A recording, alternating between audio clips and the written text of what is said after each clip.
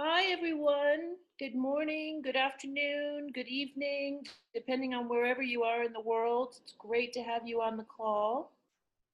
My name is Jean Ward, and it's a real honor to be here with my co-facilitators who are going to introduce themselves in just a second. I want to warmly welcome you to COFEM's Knowledge Summit Session 4, with the topic focusing on why does GBV programming focus on women and girls? So, as I said, my name is Jean Ward, and I work as a global consultant on violence against women and girls in humanitarian and development contexts. And if you want more information about all of the facilitators, you can check out their profiles on the COFEM website. And Divya and Ezgi, can you all please introduce yourselves? Hello, everyone. My name is Ezgi Emre. I'm a feminist humanitarian working as protection program manager for Syria response at the moment, and I'm based in southeast of Turkey. Hi, everyone. My name is Divya Chandran, and I work as COFEM's coordinator. I'm a feminist researcher and activist, and it's really great to be on this call today with all of you. Okay, thanks so much, Divya and Ezgi. I'm really privileged to be here with you all today. Now, given that we have a lot to cover in the next hour, we're requesting that everyone else on the call, please tell us about what brought you here today in the chat box. So you can see at the bottom of this screen, you can click on the chat, and that will bring up the chat box. And please feel free to tell us your name, and your interest in the topic, and anything else you'd like to share in the chat box. Now, while you're typing in the chat box, I'd like to just quickly take you through the format of our presentation today. So the presentation will be followed by a Q&A session at the end. So if you have any questions during the presentation, please type them into the chat box straight away. And our colleague, Lauren, who's on the call, will monitor the chat box and will answer these questions at the end. During the Q&A session, please use the raise hand function if you see it on Zoom, if you want to use your microphone, and we can unmute you. And if you're unable to locate the raise hand function, just type into the chat box that you'd like to use your microphone, and we can also unmute you. But if you prefer not to use the microphone, that's completely fine. Just feel free to write your questions or comments in the chat box, and we'll try to answer as many questions as we can. Okay. So moving on. Thank you very much, Jean. So we're going to start today's session with a brief introduction to COFEM. So I will be taking you on a small trip. And so a lot of you would have seen our newly launched website. And if you haven't checked it out, please do. The website URL is on this slide. So COFEM is the Coalition of Feminists for Social Change. We are an advocacy collective of thought leaders, activists, practitioners, working globally to end violence against women and girls. We were formally formed in 2017 as an outcome of a convening held in 2016, and the convening was supported by the Novo Foundation and Raising Voices. At the convening, a group of feminist colleagues from all around the world, from humanitarian development settings, came together to discuss shared concerns in their work for women's equality, empowerment, and safety. And it was, decided then that we needed to formally create a network that would allow us to address some of our shared concerns around the declining feminist perspectives in our work. And so COFEM was created really as a feminist space for those working on these issues to critically engage with and to collectively address and to also amplify the work of women's rights activists and movements around the world in their efforts to prevent and address violence against women and girls. And so why is COFEM needed? So there is, at the convening, there was general consensus that over the last 3 decades, significant progress has been made in the work to address violence against women and girls, thanks to critical work done by women's movements and brave individuals. However, we have seen that the space for feminist-informed work is shrinking, and this is putting hard-won gains in danger. And we also notice that there is a widespread lack of socio-political analysis of gender inequality in violence against women and girls work. And this has led to the promotion of discourse, policy, theory, and programming that seems to fail in addressing the lived experiences of women and girls. And so, to address this, COFEM aims to infuse a feminist perspective in the work we do. And for those of you who are joining us for the first time, I really encourage you to also check out some of our previous sessions in the Knowledge Summit series, because we do delve in deeper into some of these issues that I will be briefly talking about on this slide. So we really want to reclaim space. We want to be unapologetically feminist, and we want to ensure that women-centered, women-led, and rights-driven work remain at the core of our efforts to prevent violence against women and girls in humanitarian development settings. We also want to ensure that male engagement efforts are informed and led by women and girls so that they remain accountable to them. And we believe that it is very important to strengthen and to ensure that a feminist analysis is infused and remains at the center of how we can better include men and boys in the work that we do. And of course, very important, and this is something that a lot of our colleagues and members and allies have spoken about at different fora and platforms, this issue of, depoliticizing the work that we do and emptying GBV theory and practice of its feminist essence. So we want to make sure that we promote theory and programming linking gender inequality, gender discrimination, and violence against women and girls, because we are seeing there is a lot of efforts that are currently ongoing that do not seem to link the work that we're doing with the issue of gender inequality. And last but not least, we also want to make sure that we are working with other specialists to ensure that initiatives addressing different forms of violence do not create victimhood competition. It's increasingly alarming that we need to justify why we are centering women and girls in GBV programming. And most of you in your work might encounter questions about what about men and boys and what about male survivors? And so COFEM really looks at this issue and is developing and has developed knowledge products and advocacy tools that would allow everybody to speak to all these different areas that is outlined on this slide. And to infuse a feminist perspective and ensuring that we are centering women and girls in GBV programs.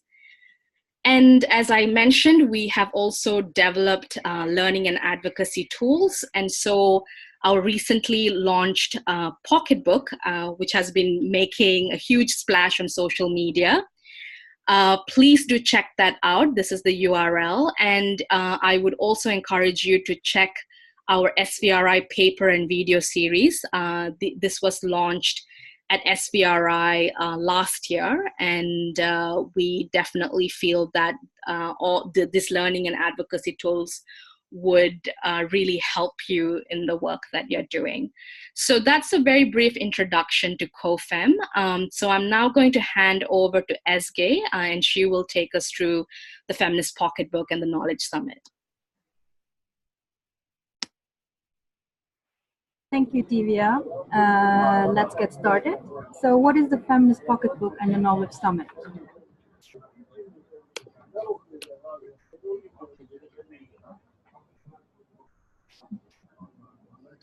The Feminist Pocketbook was developed by COFEM members in collaboration with the DEVAW Equality Institute.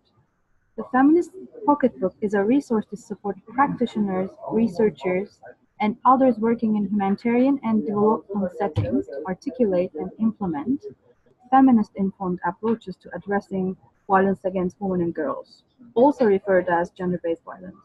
So this pocketbook is for everyone.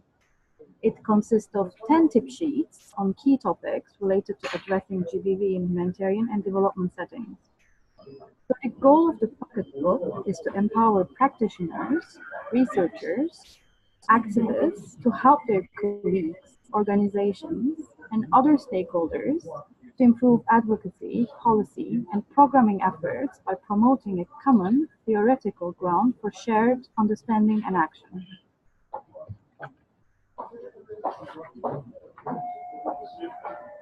So I'm going to walk you through a bit with COFEM Knowledge Summit. The COFEM Knowledge Summit features 6 sessions led by COFEM members on topics covered in the Feminist Pocketbook. We felt organizing the Knowledge Summit during 16 Days of Activism provided an ideal platform to delve deeper into some of the topics covered also in the Pocketbook. Sessions are conducted on Zoom, they're free and open to the public. Please do join us for upcoming sessions as well. So topic 5 is connecting GBV, sexual harassment, and everyday sexism. And topic 6 is feminist approaches to building knowledge and evidence on GBV. If you would like to register for other sessions, please do so by emailing info@cofemsocialchange.org, as you can see on the screen. And as mentioned earlier, the Zoom dial-in details for all sessions are the same. Please feel free to screenshot this slide. You will also find these details in your registration email. Now, I would like to invite Jean to lead the next section of our discussion today. Jean, it's over to you. Okay, super. Thanks so much, Ezgi. And just so everybody on the call knows, Ezgi is really stepping up here. She's at the airport about to board a flight. So that's why you were hearing some unavoidable background noise. And we're just so appreciative to her and her hectic schedule for making time to do this. So thanks, Ezgi. Okay, so let's start. Why does gender-based violence programming focus on women and girls? Next slide, yeah. Gender-based violence programming focuses on women and girls because women and girls are at greater risk of experiencing certain types of violence because of their subordinate status to men and boys globally. And also to address the underlying causes of violence against women and girls, which is gender discrimination and unequal power between females and males. Next slide.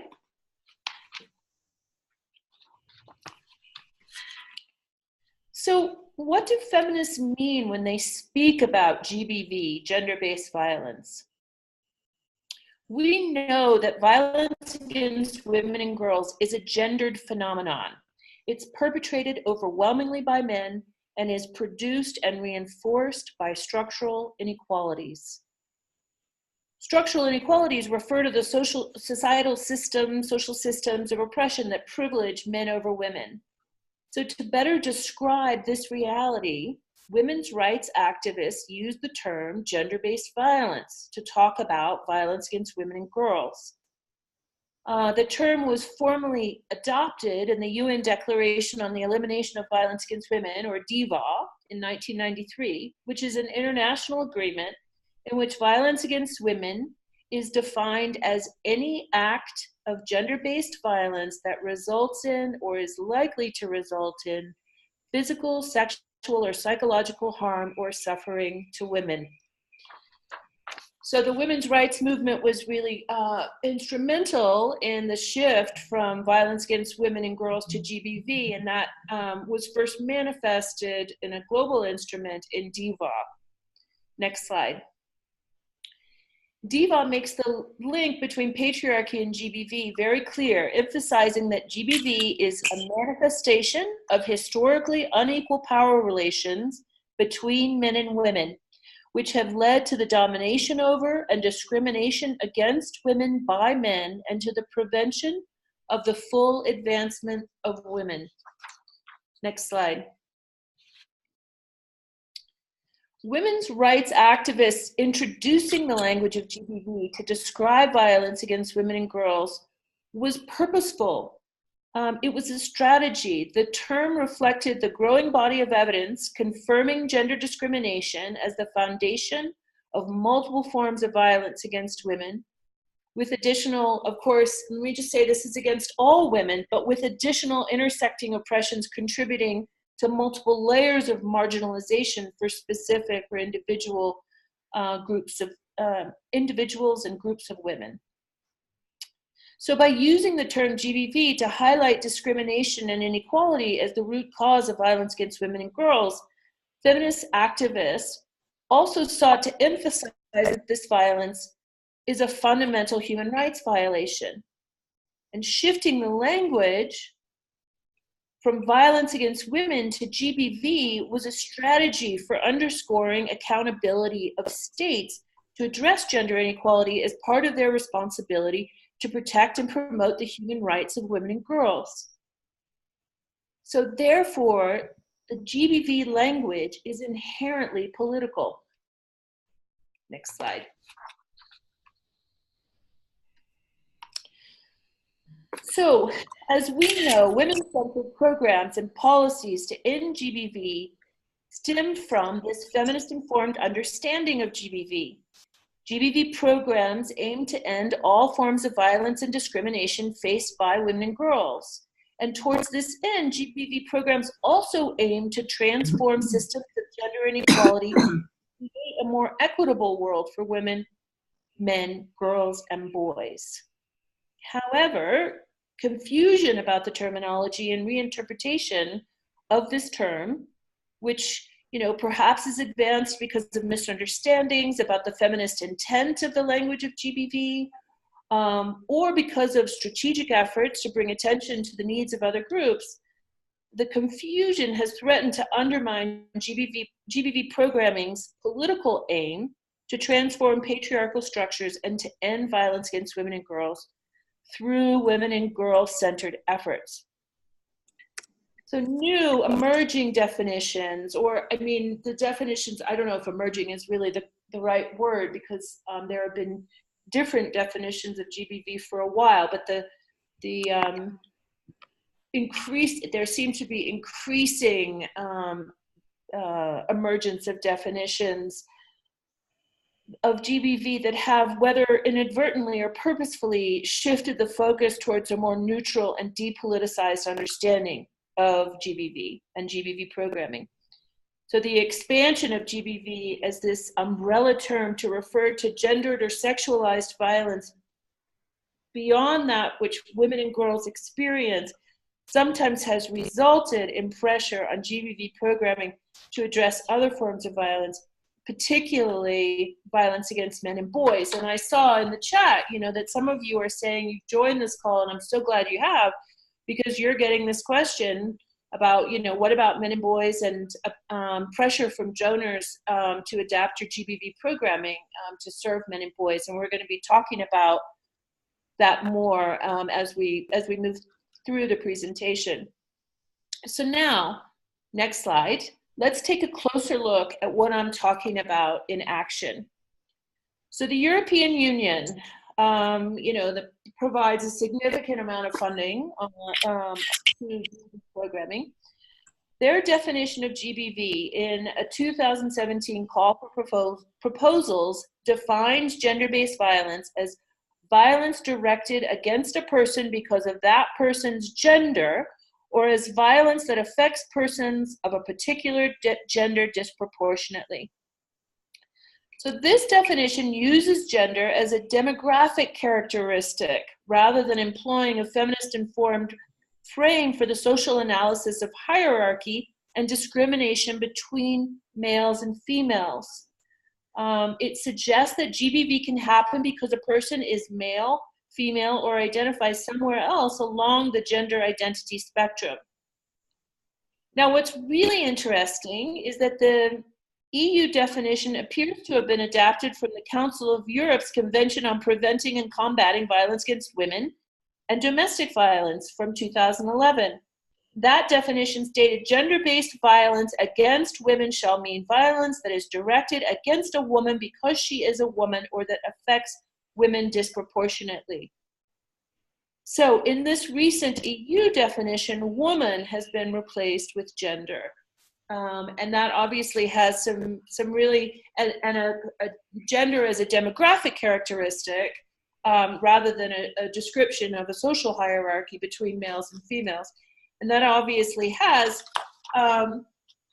significant influence on the programs that they're going to fund. And as we can see, the space that was once reserved for attention to and action on the violence that women and girls face is now crowded with multiple forms of violence deemed to have any sort of gender dimension, including violence grounded in gender norms, gender relations, gender identity, sexuality, etc.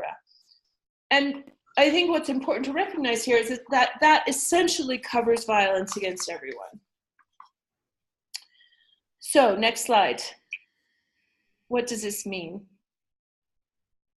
First, it's important to be clear that there's no theoretical basis for describing the core driver of violence against other groups. And here I want to talk specifically about boys and men as gender-based discrimination. Such a reframing runs the risk of conflating diverse experiences of violence and also, once again, making invisible the central role of gendered power inequalities in violence against women and girls. This reframing also does a disservice to all people and groups, and I want to emphasize that, who require support. Violence against any person constitutes a human rights violation and deserves attention, okay? So trying to be clear about the frame of GBV and centering women and girls in GBV, and I'll say a little bit more about this in a minute, is not meant to deprive specifically men and boys from receiving services. It's rather to recognize that violence against women and girls is unique because it's caused by gender discrimination of women and girls in the context of global patriarchy.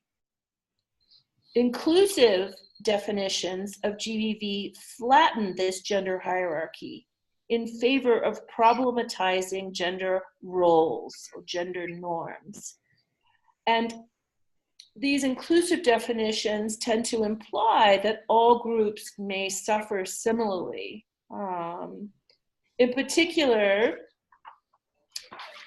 when we use GBV to talk about the problem, different forms of violence against men and boys, we're conflating different. Yeah, we're conflating different issues. Oh, Anna, how are you? Hi. So good. Just attending an online session. Sorry, that's why I'm I just put them on silent. Sorry, Barbara, What's up? can you hear me? Barbara, can you hear me? Can you put yourself on mute? Barbara.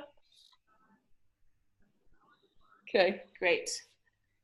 So when the core issues of male privilege and women's oppression within patriarchy become decentered. Well, you can put information on the minorities. We have, as I said, we will have the names middle week. So tomorrow, because tomorrow we have a sit between 3 people to decide what we have found. Because also people don't reply to these invitations immediately. So we have a framework. All right, sorry, we just had to, Barbara's probably not looking at the screen, so we just had to mute her. Sorry for that.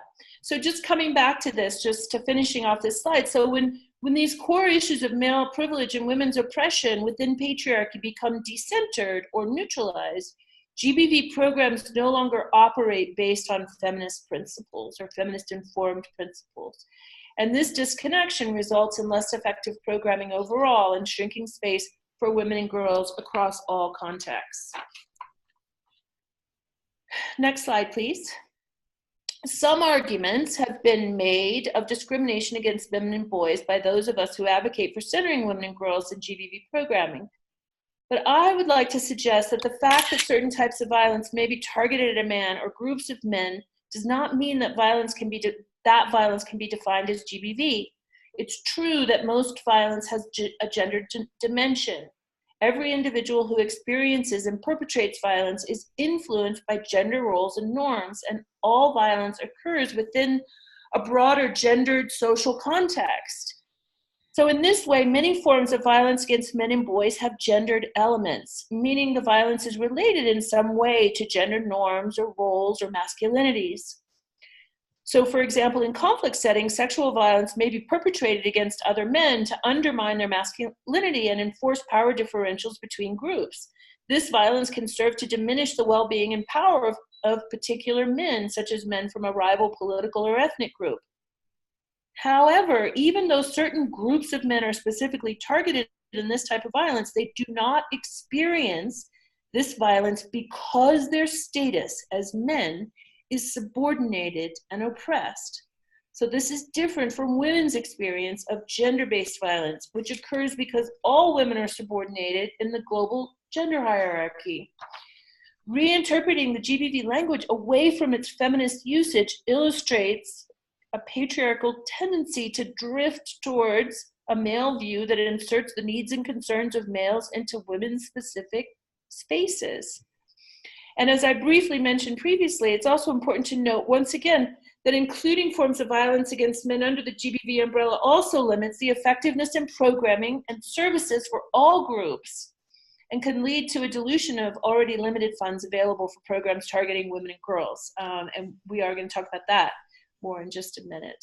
So, but just to emphasize that violence against men and boys, different forms of violence against men and boys have distinct causes and impacts and require specific programming that is different from programming focusing on women and girls. Next slide. So why is it important to continue focusing GBV programming on women and girls? Okay, next slide. So what we know is that gender inequality at individual, community, and societal levels manifests as GBV. GBV is normalized under a patriarchal system of oppression that views women as having lower status than men. So when people in a community believe that a man is justified in beating his wife, women across the community are more likely to experience GBV. Or men who have more gender inequitable attitudes about women's positions in societies are more likely to perpetrate intimate partner violence compared with men who do not hold these beliefs. And yet when communities tackle harmful social norms rooted in gender inequality, GBV can decline. We know this. Research in Uganda shows that when communities address issues of unequal power between women and men and move towards more equal power sharing relationship, the prevalence of intimate partner violence decreases. And this is just one reason why maintaining a core commitment to dismantling unequal power between men and women in society keeps the focus of GBV programming squarely on the underlying drivers of gender discrimination and inequality that women and girls experience. Next slide. Now, just to say, I want to say, and this is such an important kind of tenet of COFEM's, when GBV programs focus on women and girls, they also remain accountable to GBV principles. So some of these central feminist tenets include the leadership of women to end violence against women, as well as ensuring the voices and experiences of women and girls are kept at the center of all conversations and actions, including at every level of programming. And this means that women and girls' experience of GBV must inform and guide program work. And programs should, as much as possible, be led by the women and girls those programs seek to serve.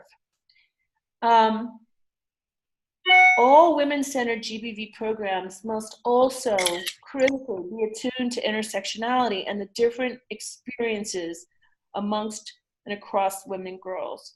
Although all women, including trans women and women of all sexualities, face discrimination in the context of global patriarchy, specific groups of women face multiple forms of oppression because of their race, their ethnicity, their religion, socioeconomic background, their abilities, their sexual orientation, which in turn shapes their experiences of violence. Effective and accountable GBV programming while it focuses on women and girls generally, must also pay attention to the diverse challenges and forms of oppression that different women and groups of women and girls experience. But now next slide, let us look at what happens when GBV programs don't tackle gender inequality.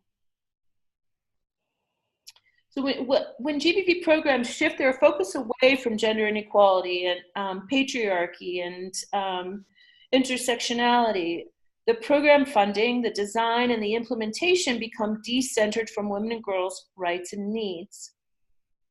So we'll see in just a minute that expanding the definition to include men and boys' experience of sexual violence can lead to a dilution of already constrained funds available for programs targeted directly toward women and girls. And GBV actors can feel pressured to respond to donors and others who demand a shift of focus away from women and girls, threatening both the quality and the quantity of resources of care. Program design can also become too diffuse for practical purposes. When GBV programs shift away from a targeted focus on women and girls, they lose conceptual clarity on how to provide adequate services and to prevent violence. Expanded definitions of GBV may confuse and undermine national and grassroots efforts to combat violence against women and girls. Because without attention to the systemic factors that drive GBV, donors may not invest in or encourage partnership with women's rights and civil society organizations. So let's now look at a couple of case studies that illustrate these points.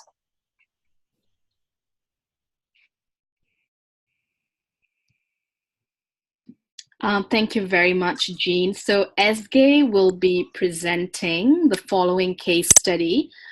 So unfortunately, she had to leave to catch her flight. So we've actually pre-recorded this specific section, and I'm just going to play the recording and change the slides accordingly.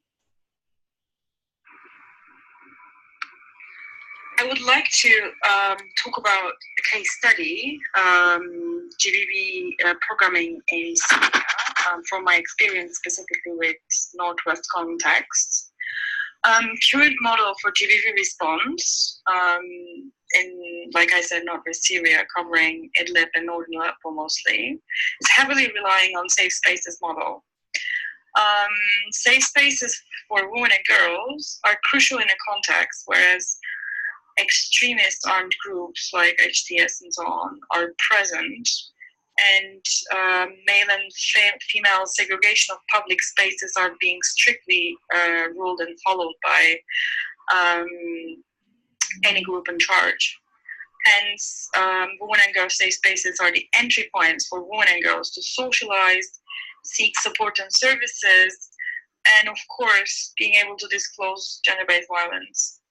It's often also a selling point for community acceptance, for acceptance from local authorities, the spaces to be female only in a very practical way.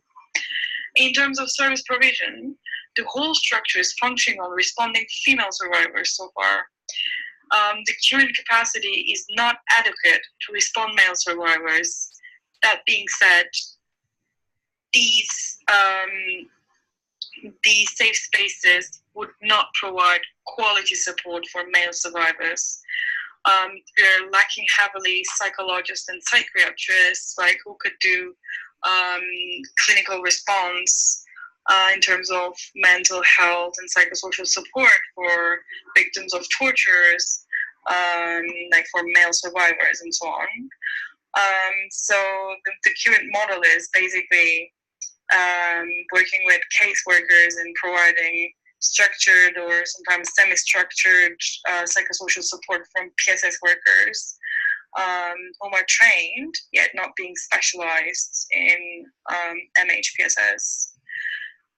And it is often asked by donors to respond male cases, but accepting males in women and girl spaces would be impossible from also community's perspective.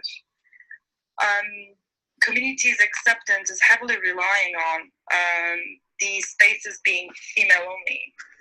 This approach could hinder overall acceptance of GBV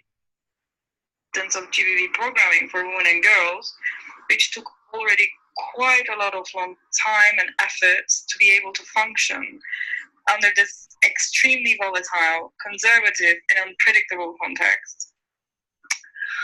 And that being said, there is also lack of discussion among MHPSS and child protection sectors whom are not that active and not being as frequently asked to respond male survivors of GBV programs. MHPSS and child protection actors should be trained to be able to respond such cases through community-based and clinical MHPSS and child protection interventions in general. Last but not least, in a context where there is still a lot of critical unmet needs for GBV programming for women and girls, this discussion prevents us to look into practical solutions for women and girls whom are exposed to literally crystallized forms of GBV in their daily lives. In a context where child marriage is now dropped to 9-year-old girls, GBV prevention work can focus on working with men and boys to prevent their violence against women and girls. Response to male survivors should be part of their service providers, should be part of other service providers' responsibility within the current implementation model. Building partnerships and work to address different forms of violence can facilitate greater progress and outcomes across multiple areas, including increasing gender equality. One example is the growing awareness of the shared risk factors for GBV and VAC, including, but not limited to, inequitable and hierarchical gender norms. Better understanding these links is an opportunity for meaningful collaboration and cooperation to address shared issues. Joint efforts to address both violence against women and EAC at the household level, however, may risk shifting attention away from women as rights holders to women as caregivers. Another potentially fruitful area of collaboration, one that is underway in many parts of the world, but could be supported further, actually joint work between GBV specialists and specialists addressing violence against sexual and gender minorities.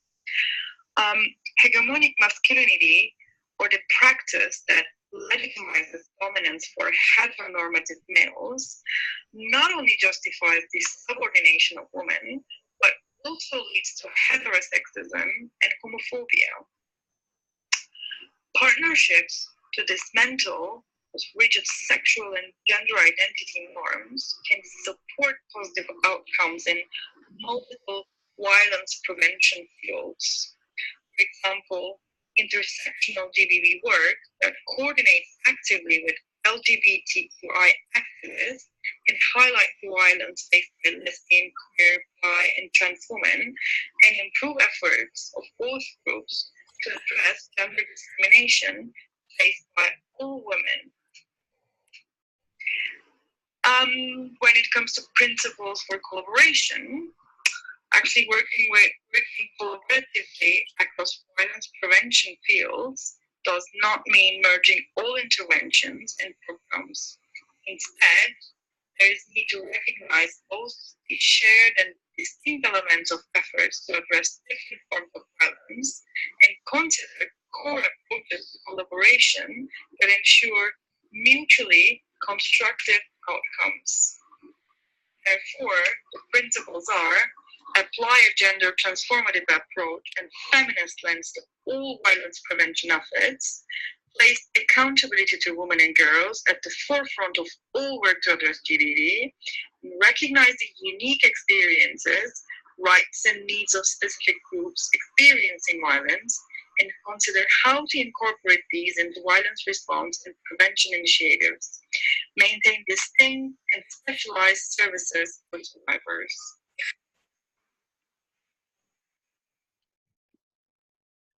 Great. Okay, so that thank you so much to Ezgi for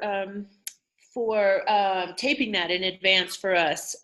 We happen to have a GBV expert on the line who also is an expert in the Syria crisis, Sunita, and we just wanted to invite her to share any other reflections about her experience of this issue in the regional response to the Syria crisis.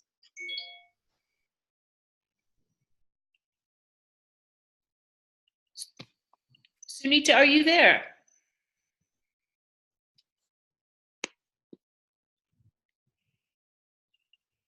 Hello. Is Sunita there? Did she have to leave? I'm not seeing her on the line, so she may have dropped off. Okay. All right, in that case, let's move on.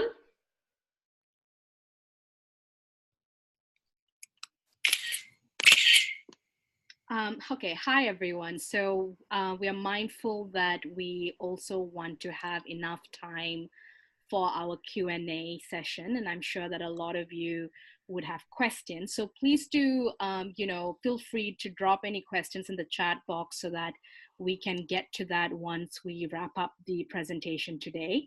So for this case study, I just wanted to highlight that we've actually written a paper on funding priorities looking specifically at donor language in their strategy papers, as well as calls for proposals.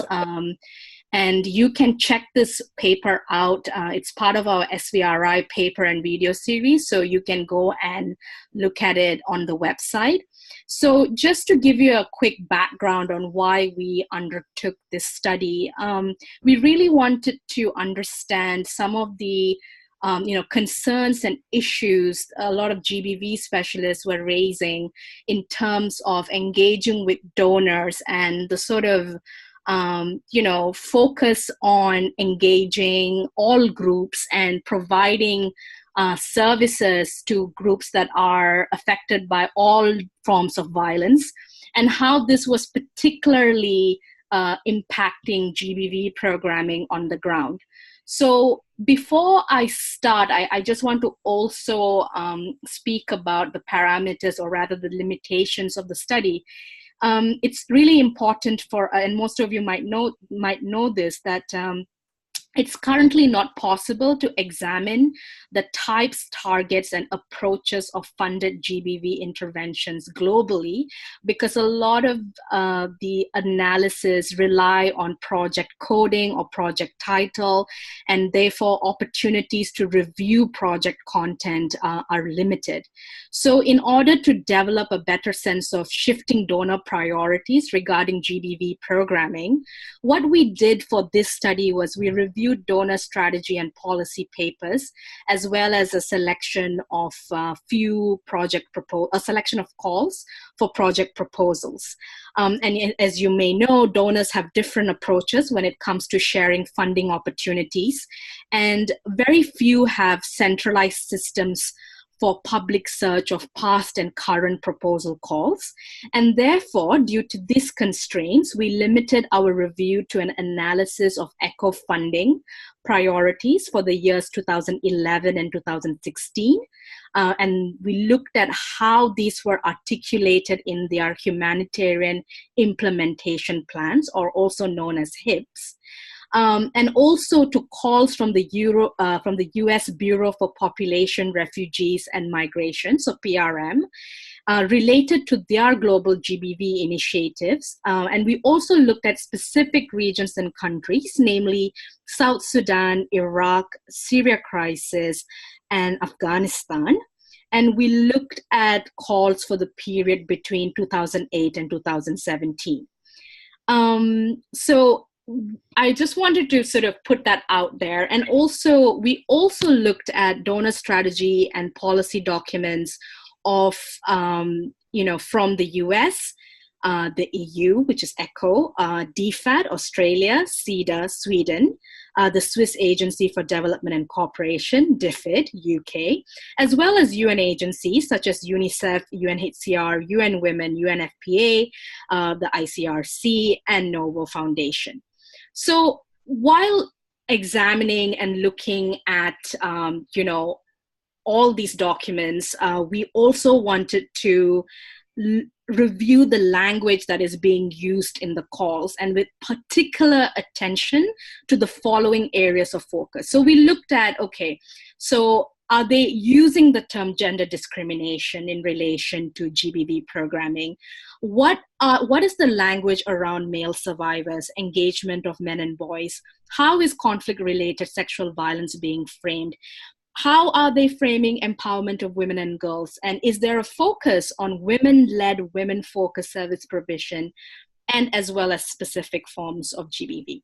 So based on everything that I've just listed, we've looked at all of these areas of inquiry. And what we found is that there is a limited focus on women's and girls' needs and rights in these proposals. And there also seems to be an emphasis that, the needs of male survivors is and continues to be a neglected issue. And just an example, in the updated US government strategy for GBV, it describes men as an underserved population and claims men who experience GBV can be particularly marginalized given the degree of isolation and shame that typically follows and the frequent absence of prevention or support services responsive to their specific needs.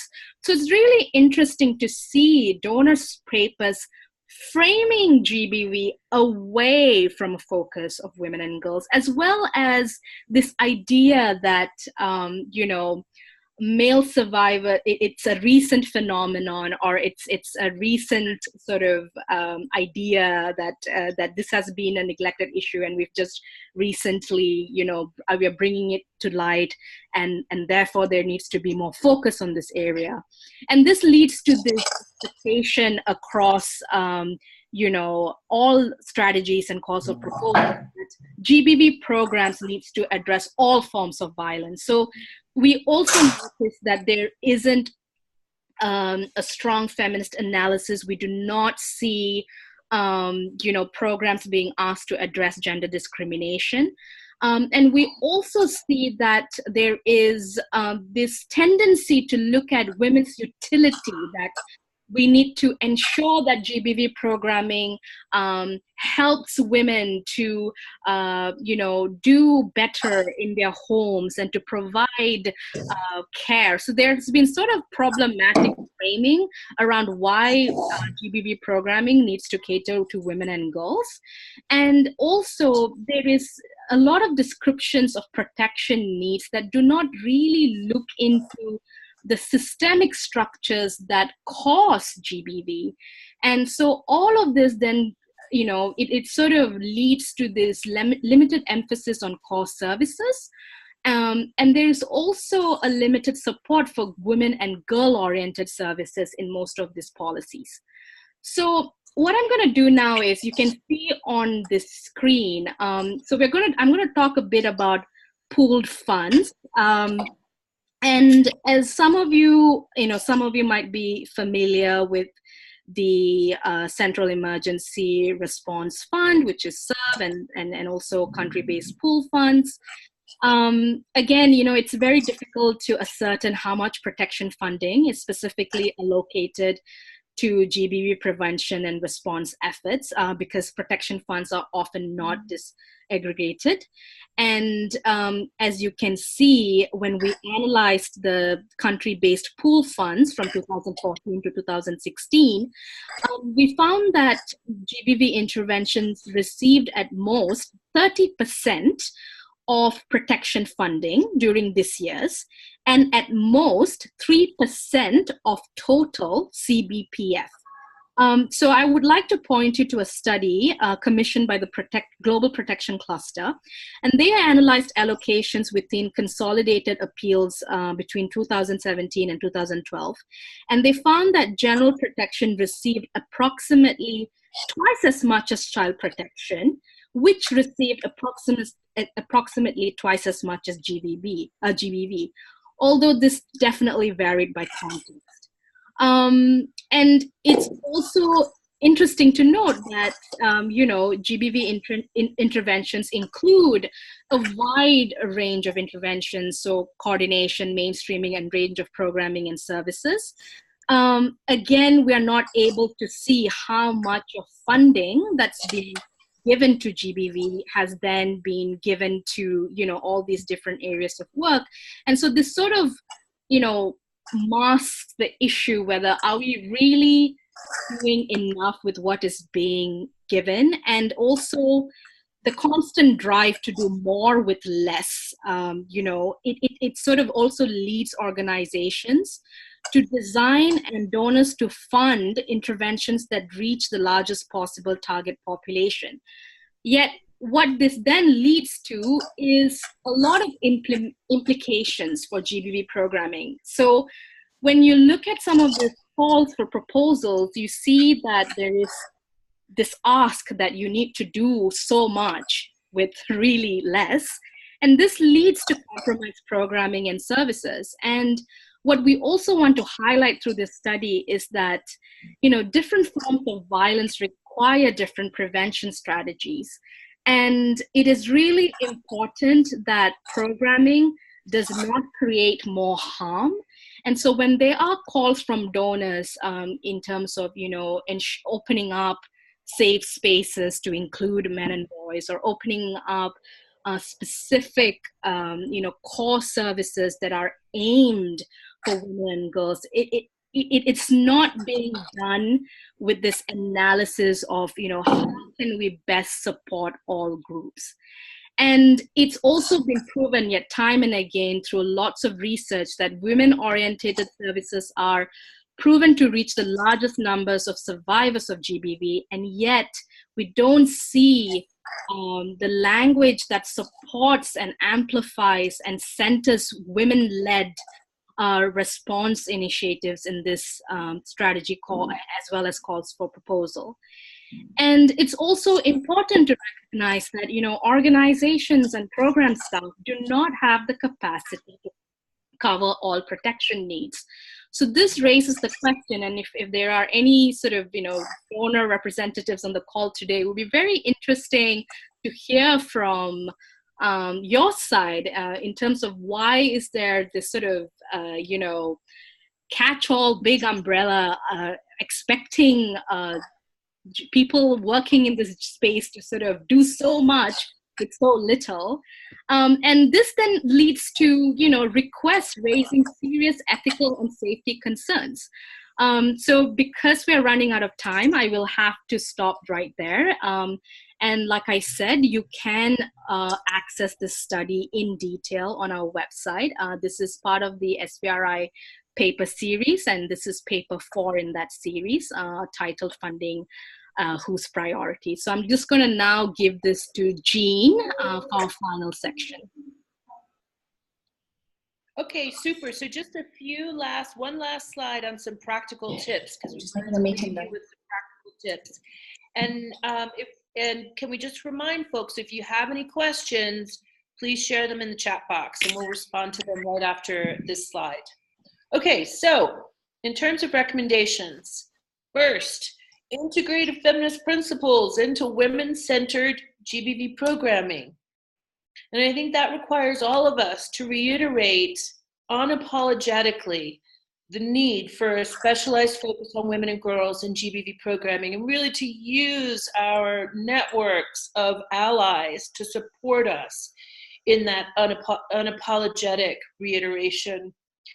Keep local women, especially those particularly marginalized by intersecting forms of discrimination and oppression, at the forefront of GBV programming, and consult and engage women-led civil society organizations and activists in all contexts. And I know we have a few people on the call who are really doing some exciting work around that.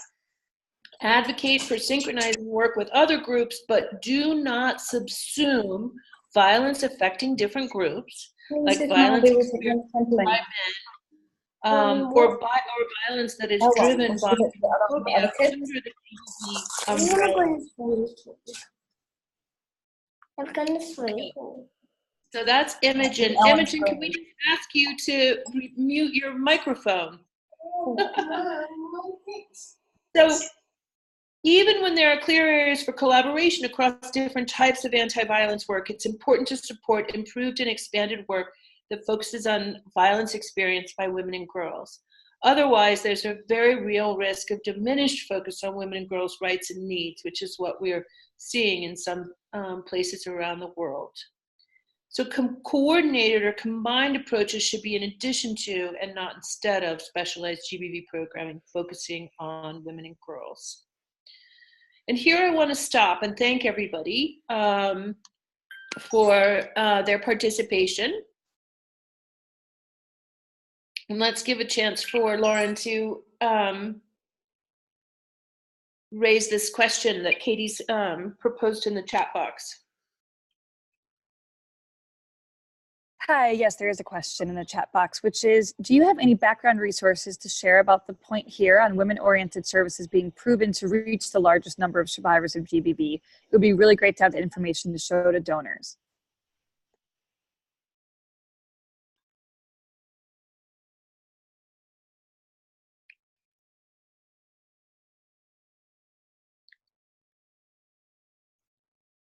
Divya? Hi. That was a yes, I'm just trying to unmute myself. I can definitely look into the resources that we gathered for the study, and I can send that to you. If I can just get an email in the chat box, and we can also make sure to include the bibliography of all the research used for the funding. And we also created a very thorough folder analyzing all the different calls, and I think that it is a great resource for everyone to use during donor advocacy, and I think we can definitely make that available as well. So if you can just give us your contact details, we'll make sure to send that to you. And just to follow up on that, I mean, Katie, I think the point is that GBV is violence against women and girls. And so GBV programming reaches women and girls who are the survivors of GBV. So when you compromise GBV programming and try and introduce, as we've just seen from the Syria example, and try and introduce programming for men and boys into women and girls specific programming, that can reduce women's access and feelings of safety and etc. in terms of GBV programs. Sorry, my phone is just going crazy. Maybe you can hear it in the background. Okay, other questions?